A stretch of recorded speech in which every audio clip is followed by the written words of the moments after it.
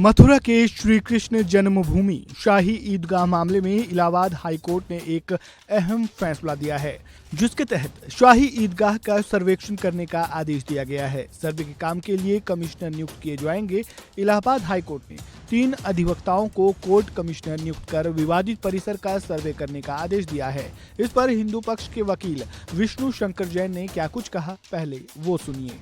Today, the Honorable Allahabad High Court has allowed our application where we had demanded for a survey by Advocate Commissioner, and the Honorable High Court has rejected the arguments of Shahi Eidgah Masjid, where they have said that 7/11 application should be decided first and Advocate Commission should not be decided. That argument has been rejected.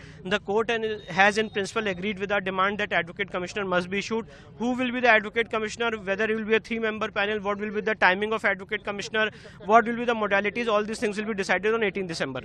My demand was that in this Shahi Eidgah Masjid there are a lot of signs and symbols of Hindu temple, and to know the actual factual position an Advocate Commissioner panel is required, and therefore the Honorable Court has accepted my application, allowed my application, and this order has been passed today. Big victory. Yes, it's a very big important landmark judgment by the Honorable Allahabad High Court.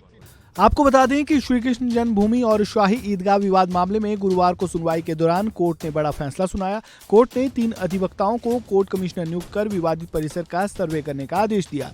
Justice Mayank Kumar Jain की single bench ने ये महत्वपूर्ण निर्णय दिया है। High court में श्री कृष्ण विराजमान की ओर से इसको लेकर अर्जी दाखिल की गई थी। अर्जी में एडवोकेट कमिश्नर की ओर से सर्वे कराए जाने की मांग की गई थी। मामले को समझने की कोशिश करें तो मथुरा में 13.37 एकड़ भूमि के मालिकाना हक का विवाद है। इसमें 10.9 एकड़ जमीन श्री कृष्ण जन्म स्थान के पास और 2.5 एकड़ जमीन शाही ईदगाह मस्जिद के पास है। हिंदू पक्ष ने इस 2.5 एकड़ की जमीन पर भी अपना दावा ठोका है और शाही ईदगाह मस्जिद को हटाने की मांग की है।